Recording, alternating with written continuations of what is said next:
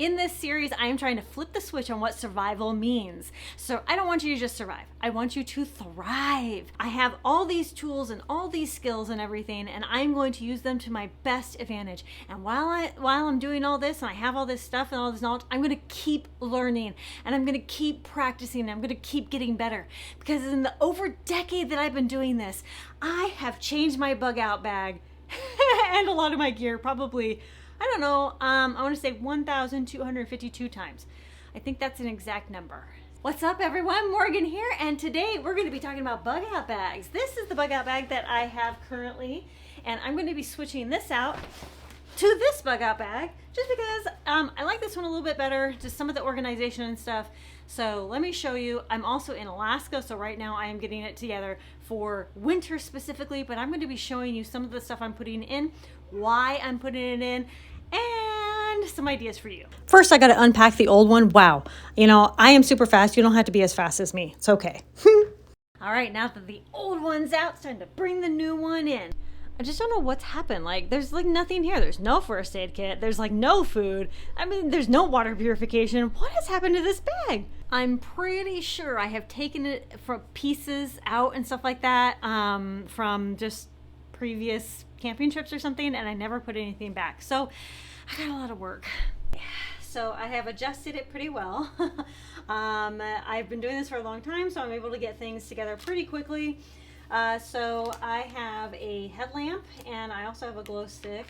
I have a external battery that I can charge. And then I also have a tourniquet along with, this is my hygiene and first aid kit. These are extra sunglasses. I'm sorry, they're just extra glasses, not sunglasses, because I wear glasses. And if these glasses break, then I want an extra pair.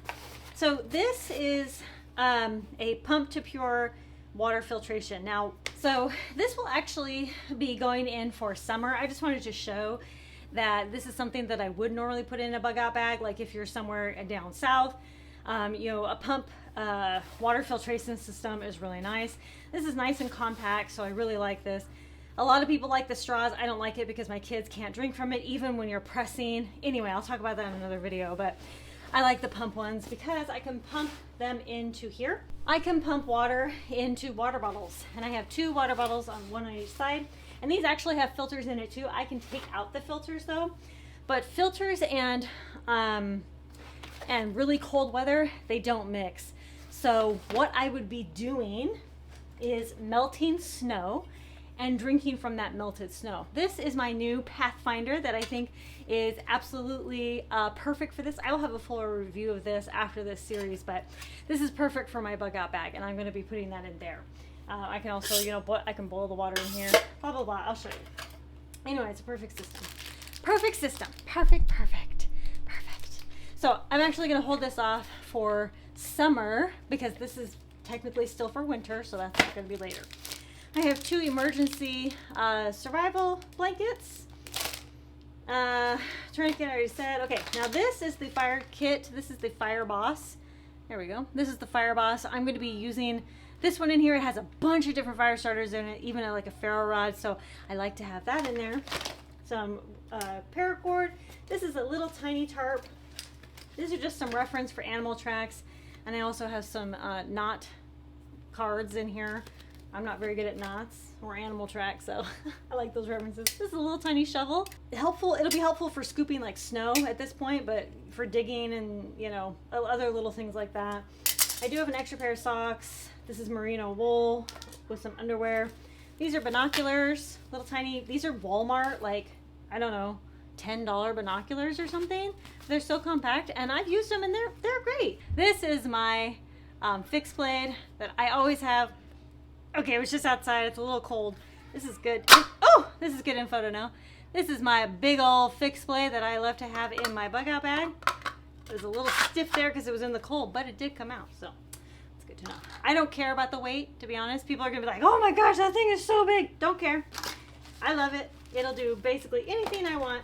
Don't care. Okay, so I have a pen and a notepad. I like to have notepads and pens, you know, if I need to write down coordinates or something like that. So I don't have baby wipes because baby wipes will freeze. And if I have to go out you know, anywhere cold, then they'll just freeze. They'll freeze in there. So anyway, I don't have baby wipes, but that's okay. There's lots of other options. You know, I have a towel in here, and I have some just toilet paper and stuff like that if we need any type of wiping or whatever. And then the last thing that I need to do is to add little pouches of freeze-dried food. I've been freeze drying a bunch of food. If you hear any humming in the background, that's my freeze dryer on right now. I've been freeze drying a ton of food, and I'm going to be packing into like little pouches little Mylar pouches that I have from Pack Fresh.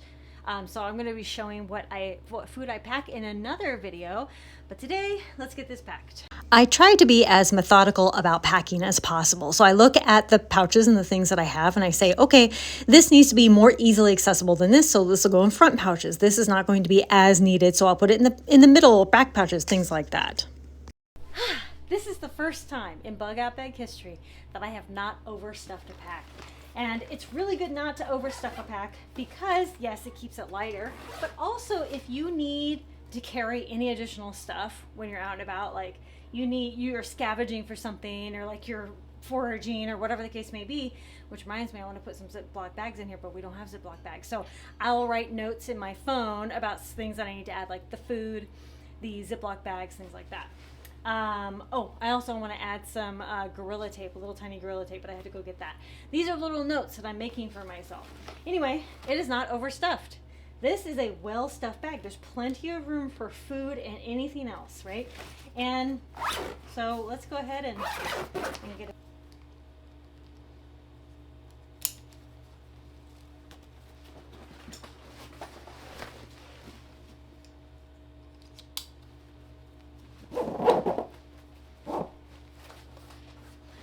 What's really nice about this is that it has this webbing, so if there's anything like extra additional pouches that I want to attach to here, I can. But look at that, it looks great. Oh, I do have to tighten it just a little bit. There we go. Oh, that feels much better. Okay. Oh, I love it. It feels great. It looks great. I refuse to have bug out bags that do not have the waist and the chest piece. And I like this because the chest piece is like perfect, but the chest piece can also be moved down. This is a 511 pack, very covert, you know, and it also has strings on the bottom so that I can put like a little tent or sleeping bag or anything else. I love this backpack. I chose it for a very specific reason. And now all I need is to add just a few extra things that I have written down on my notes, but I would love to hear what else you would add to it. There is going to be some extra hand warmers and things, you know, like I said, some things that were not added to it. Also, what I will be sticking to the outside is a radio. It's just something that we like to always have on us. We always have one in the Jeep and all these other things, but it's just nice to have one. Gosh, this is like the lightest backpack. I think it's the way that it's made too. This has a little frame right here. Oh, you gotta get a good backpack. Yes, I tell people you can get any backpack you want or any bag, but really, like if you're gonna be carrying on your back, you gotta have something comfortable, man. You know, like the little JanSport or whatever. You try to wear that thing without like this stuff for any extended period of time, it's just not fun. You know, you might as well just get like a roller pack or something. But like a roller bag and like here, like in the snow or something, that's just not practical for us. We need backpacks. You know, it is really locational dependent. You know, if you can't carry something on your back and you need like a little wagon, or you need some other type of container for your stuff, then get it creative. It doesn't have to be a bag, but think about your location, think about you, think about your abilities, the abilities of your kids and your husband and you know, seasonally, things like that. So this is specifically for winter still, since we are still in winter. Before I leave the house, I will always have gloves and mittens and, you know, full gear on and all that. But as far as everything else goes, you know, I wrote those things down that I need. I need the hand warmers, the food, and all these things. And there we go. This was a nice bag, but I think this is more for like recreational day bag, camping, things like that. You know, so that's gonna sit where it was, and then there's the new bag. Thank you all so much for watching. I'd love to hear how you are changing out your bags for the seasons, or the next time you plan on inventory in your bag or changing them out or anything. It is okay to continually be changing out your bug out bag. Like I said, it was a joke in the beginning when I said 1,000, but it feels like that because I almost change it because I do change it with the seasons. Even when I lived down south, I changed it every 3 to 6 months. I changed out food. I charged everything that I needed to charge. If my kids were growing, I needed to change any of their stuff. Their bug out bags are next. I'm going to go with go inventory theirs and get them involved. And that can be another video if you want me to put that in another video if you want. It should always be looked at. Hey, what's going on with my bag? What could be changed? What could be improved? What are my skills that maybe I don't need as much stuff as I thought I did?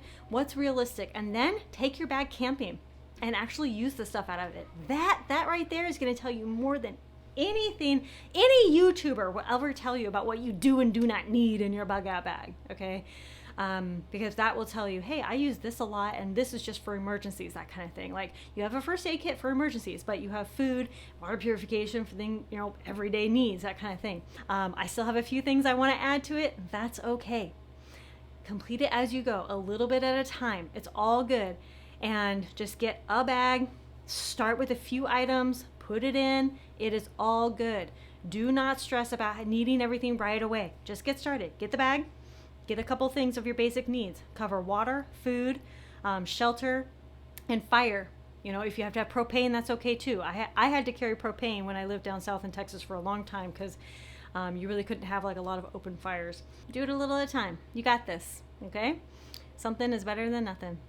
Thank you all so much for watching Conquer Tomorrow by Preparing Today. Please check out the other videos in this 30 Days of Survival series. I will talk to you later. Bye-bye. Bye.